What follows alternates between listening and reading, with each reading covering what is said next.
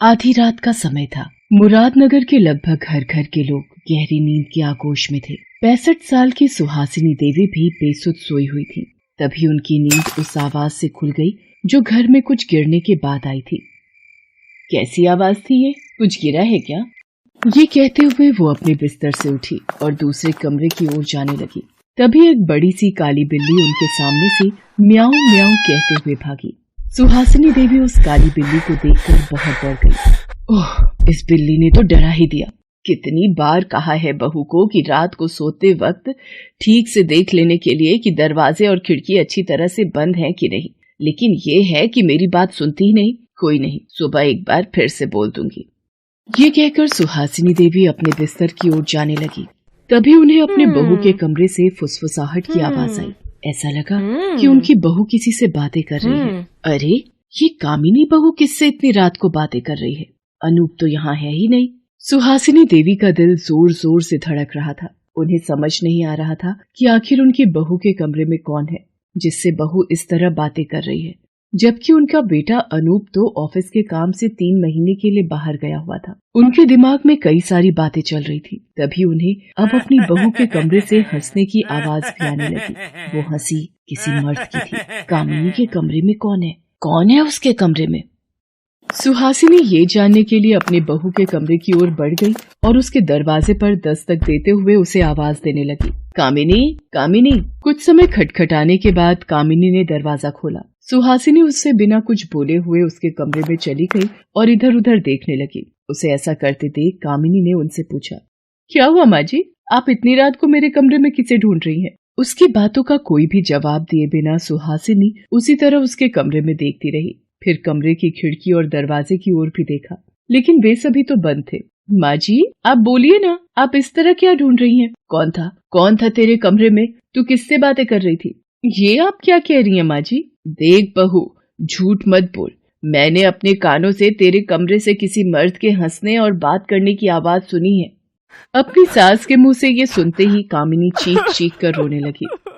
हे ऊपर वाले, अपनी सास के मुंह से ये सब सुनने के पहले मुझे उठा क्यों नहीं लिया आपने?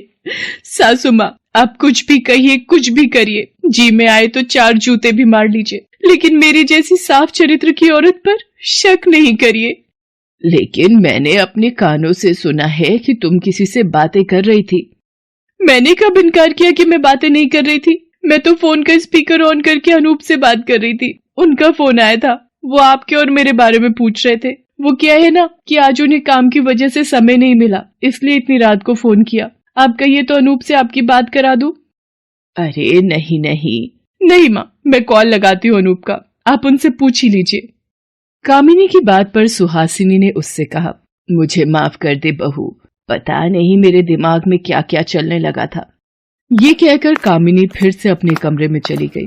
कामिनी कुछ दिन पहले ही अपने बेटे अनूप के पास गांव से शहर में रहने के लिए आई थी, क्योंकि अनूप उन्हें बार बार अपने पास बुला रहा था। लेकिन सुहासिनी देवी का मन तो गांव में ही लगता था। बहरहाल सुहासिनी देवी अपने बिस्तर पर आई और सोचने लगी, पता नहीं मेरी बहू मेरे बारे में क्या सोच रही होगी, लेकिन मैंने आवाज तो सुनी थी। अब मुझे क्या पता वो फोन पर बात कर रही थी। चलो अच्छा है, मेरा शक गलत निकला। मेरी बहू तो हीरा है, हीरा।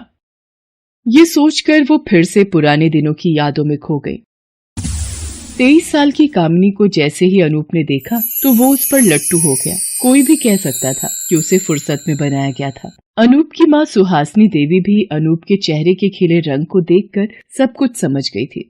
फिर उन्होंने कामिनी की खूबसूरती को निहारते हुए कामिनी के माँ बाप से कहा, देखिए, हमें तो लड़की बहुत पसंद है, अब आप लोग भी अपनी राय बता दीजिए।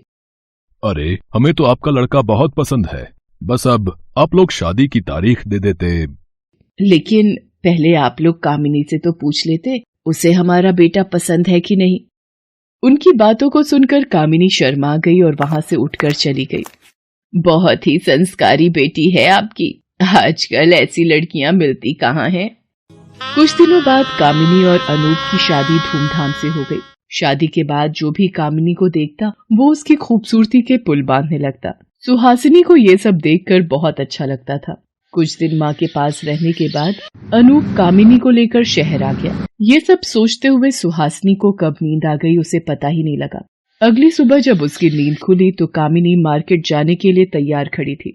अरे बहू, ये सुबह सुबह कहाँ जाने की तैयारी है? माँ जी, सारी सब्जियां खत्म हो गई हैं, चीनी भी नहीं है और दूध भी। मैं सोच रही थी मैं ये सब लेती आऊं, यही थोड़ी दूर पर ही तो दुकानें हैं। अच्छा सुन, मैं ले आती हूँ सारा सामान, तू घर का काम संभाल। लेकिन माँ जी, अरे मुझे भी तो चलने फिरने दिया कर। पूरा दिन घर में बैठे बैठे मेरे घुटने और भी दर्द करने लगते हैं। गांव में तो 5 किलोमीटर तक हर दिन चलना होता है मेरा। सुहासिनी ने थैला लिया और थोड़ी दूर पर स्थित मार्केट में चली गई। वो सब्जियां खरीद रही थी, तभी एक औरत ने उसे टोका। राम राम आंटी जी, मैं अलका हूँ। अलका? अरे मैं आपकी बिल्डिंग में काम करने जाती हूँ। आप कामिनी की सास है ना? हाँ, मैं उसकी सास हूँ। आपकी बहू नहीं दिख रही है। अरे वो तो घर पर ही है, मैं ही आई हूँ अकेले। उनकी बात को सुनकर अलका सुहासिनी देवी को खींचते हुए एक ओर ले गई और उनसे कहा, माँ जी, मुझे आपसे कुछ जरूरी बातें बतानी है, लेकिन आपको ये वादा करना होगा कि आप बुरा नहीं मानेंगी और ये बात आप अपनी बहू को हरगिज नहीं बताएंगी। कौन सी बात, और भला मैं क्यों बुरा मानूंगी? पहले आप वादा तो करिए। सुहासिनी देवी ने अपनी मौन सहमति दे दी। उसके बाद अलका ने जो कहा उसे सुनकर सुहासिनी देवी की आंखों के आगे अंधेरा छाने लगा। माँ जी, आपकी बहू बदचलन है, बदचलन। पूरे मोहल्ले में हर कोई उसके बारे में बातें करता है। हम में से कई लोगों ने देखा है कि जब आपका बेटा शहर से बाहर या ऑफिस में होता है तो कोई आदमी उसे मिलने आता है और वो तब तक यहाँ रहता है जब तक कि आपके बेटे के लौटने का समय न हो जाए। ये सब क्या बकवास है? तुम्हारी हिम्मत कैसे हुई मेरी बहू के बारे में ये सब बोलने की? माफ करिएगा माँ जी, ये सच है और सच को तो बिना डरे बोलना ही चाहिए। उसके बाद अलका ने सुहासिनी देवी से कहा कि सच को प्रमाण की जरूरत नहीं होती, फिर भी वो अपनी बहू पर नजर रखेंगी तो दूध का दूध और पानी का पानी हो जाएगा। सुहासिनी कांपते पैरों से अपने घर गई। कल रात की सारी बातें उनके आगे फिर से घूमने लगी। बहरहाल वो घर पहुंची। घर आते ही कामिनी ने पूछा कि माँ जी, कहाँ रह गई थी आप? इतनी देर कर दी आपने, मुझे आपकी चिंता हो रही थी। अरे बहू, चिंता की क्या बात है, मैं कहीं दूर तो नहीं गई थी, यही पास ही तो थी। सुहासिनी ने कुछ दिनों तक अपनी बहू पर नजर रखी, लेकिन उन्हें कुछ भी गलत नहीं लगा। क्या मैं गलत शक कर रही हूँ अपनी बहू पर? लेकिन वो अलका भी तो उस दिन कह रही थी कामिनी के बारे में। उसी रात की बात है, 1 बजे के बाद अचानक सुहासिनी देवी की नींद खुली तो उन्हें कामिनी के कमरे से फिर से किसी मर्द के हंसने की आवाज आई। इस बार सुहासिनी दबे पांव वहां गई और उसके दरवाजे से कान लगाकर सुनने लगी। कब तक रहेगी ये बुढ़िया यहाँ? दिमाग का दही कर दिया है। आज पूरे 10 दिन बाद हम मिल रहे हैं। प्रभास, अरे मेरा बस चले तो मैं कल का ही उनका टिकट कटा दूं, लेकिन ये संभव तो नहीं है। 10 दिन तुमसे दूर रहूं, अब और मत तड़पाओ और एक हो जाओ, आ जाओ। सुहासिनी देवी को अपने कानों पर विश्वास नहीं हो रहा था, लेकिन उनके कान उस सच को सुन रहे थे जो बहुत ही कड़वा था।